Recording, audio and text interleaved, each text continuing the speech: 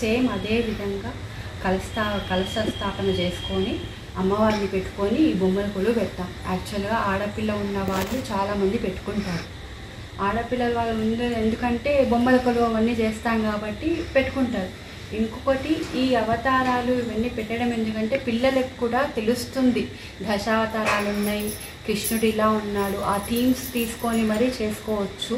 ఒకవేళ ఉన్న వాళ్ళు చేస్తారు, లేని వాళ్ళు ఎన్ని ఉన్నాయో అన్నీ పెడతారు. కానీ బొమ్మలు పెట్టడంలో ఏంటంటే ప్రత్యేకత, మనం పెడితే పిల్లలకి ఏ దేవుడు ఏం కథ తెలుస్తుంది ఫస్ట్ ఆఫ్ ఆల్. ఇంకోటి మన ఫస్ట్ దేవుడు బ్రహ్మదేవుడు మనకు క్రియేట్ చేసినప్పుడు ఒకటి ఎట్లా చేస్తున్నాడు అట్లా బొమ్మలతోనే కదా ఆడుకునేది తను కూడా. అందుకే మనం కూడా ఈ బొమ్మలు మనం కూడా ఆ బొమ్మలమే, ఆయన చేసే బొమ్మలమే మనం. కాబట్టి అలా అని చెప్పడానికి ప్లస్ ఏంటంటే ఏ దేవుడు ఏంటి, ఏ దేవుడు తర్వాత ఎవరు వచ్చారు అనేది కూడా చెప్పడం. ప్లస్ దీంతో ఇది పెట్టడం వల్ల ఒక వేడుక 10 days మీరు ఎట్లా వేరే వాళ్ళంతా బతుకమ్మ ఆడతారు చాలామంది, అట్లా ఎట్లా ఆడతారో మా బ్రాహ్మణ దాంట్లో కూడా ఇదే సేమ్ ఇలాగే బొమ్మల కొలు ఏ థీమ్ అన్నా తీసుకొని పెట్టచ్చు. ఒకటే థీమ్ తీసుకొని ఇప్పుడు వెంకటేశ్వర స్వామి ఉన్నారు, తిరుపతి వెంకటేశ్వర స్వామి స్టేషన్ నుంచి ఆయన తలుపు తెరిచే వరకు కూడా మనం పెట్టుకోవచ్చు.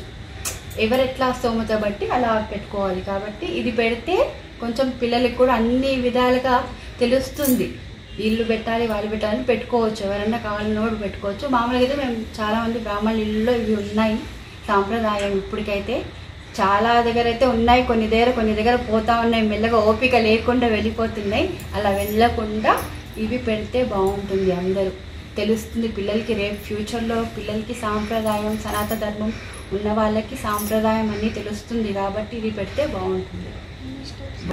ఇక్కడ థీమ్ లేదు ఎందుకంటే యాక్చువల్గా బొమ్మలు ఎక్కువ లేవు కాబట్టి నేను ఏదో దొరికింది పెట్టాను. నేను ఇక్కడ దశావతారాలు శ్రీకృష్ణుడి లీలల్లో ఆ గోపికల్ని వాళ్ళు కొడతారు కదా కుండతో, అది ఒకటి. అక్కడేమో చిలకలు రాధాకృష్ణ తోటలో ఉన్నట్టు ఒకటి. ఇక్కడ గోపికా కృష్ణులు, ఇక్కడ వచ్చేసి సరస్వతీదేవి లక్ష్మీదేవి వినాయకుడు పెట్టుకున్నాము. సరస్వతీదేవికి వచ్చి హంసలు కాబట్టి అట్లా వినాయకుడు పెట్టేసి, లక్ష్మీదేవికి ఏమో గజలక్ష్మిలాగా అలా పెట్టాము. ఏనుగులు ఇవన్నీ పెట్టాము. మళ్ళీ కింద వచ్చేవరకంటే మీరు చూసారు కదా అక్కడ నంది ఉంది, 2 నంది శివుడు ఉన్నాయి. మళ్ళీ ఎద్దులు ఇక్కడ పులి ఉన్నాయి. శివుడు అనగానే పులి చర్మదారుడు సేమ్ అట్లా ఆ థీమ్లో పెట్టాము. కింద వచ్చేవరకంటే కలశం, మళ్ళీ గోపురం, గుడి గోపురం, కలశం, తులసి పెట్టాము. ఇక్కడ వచ్చేవరకు కలశ స్థాపన. ఆ కలశం అలా పెట్టకుండా కలశమే అమ్మవారు కాబట్టి ముఖంగా పెట్టుకున్నాం. ఇక్కడ సైడ్లు ఇక్కడ వచ్చి అక్కడ వినాయకుడు పూజ చేస్తున్నారు. ఎంగేజ్మెంట్ ముందు వినాయకుడు పూజ అవుతుంది కాబట్టి వినాయకుడు పూజ, తర్వాత ఎంగేజ్మెంట్, తర్వాత పసుపు కొడుతున్నారు. పెళ్ళికి ముందు జరిగేవన్నీ తంతు కాబట్టి పసుపు కొడుతున్నారు. నెక్స్ట్ ఇక్కడ పెళ్ళి, ఆ పెళ్ళి తర్వాత ఈ పెళ్ళి సామాన్ ఇస్తారు పిల్లవాళ్ళు కాబట్టి ఈ పెళ్ళి సామాను. మళ్ళీ ఇక్కడ కోమటోళ్ళు వీళ్ళు అమ్ముకుంటున్నారు. ఇక్కడ వచ్చేసి వాళ్ళు కల్టివేట్ చేయడానికి, ఇక్కడ జస్ట్ కల్టివేట్ లాగా ఒక గుడిస, అక్కడ బావి, పొలం వేశారు వాళ్ళు తినడానికి చేసుకొని తినడానికి ఇక్కడ పొలం వేసుకున్నారు. అక్కడ వచ్చేసరికి మీకు అయోధ్య గుడి కనిపిస్తాం. ఆ గుడి వెనకాల శ్రీనివాస కళ్యాణం, రాముడు సీత చెక్కది ఉంది, దాని పక్కన అయోధ్య ఉంది. అక్కడ వినాయకుడు పెట్టాం. మళ్ళీ ఇక్కడ వచ్చేవరకంటే మీకు అయోధ్య నుంచి కొంచెం ముందు వస్తుంటే ఇల్లు, చైర్స్ వేసుకొని కూర్చోవడానికి బయట. మళ్ళీ కిందికి వచ్చేవరకంటే హోటల్ సిస్టమ్ పెట్టాము అక్కడ. అంటే ఇవన్నీ ఒక జనరేషన్ నుంచి వస్తూ ప్లస్ ఇప్పుడు కూడా ట్రెండ్ కూడా ఉంది కదా, అలా అని చెప్పి దాని థీమ్. ఎన్ని రోజుల పాటు ఇది కొనసాగుతుంది? ఎప్పటి నుంచి మీరు నిర్వహిస్తారు? మేము పాడ్యమి నుంచి దసరా వరకు చేస్తాం. మళ్ళీ ఏకాదశికి తీసేస్తాం, దసరా తెల్లారి తీసేస్తాం. అంటే ఎన్ని సంవత్సరాల నుంచి కంటిన్యూ చేస్తుంది ఇట్లా?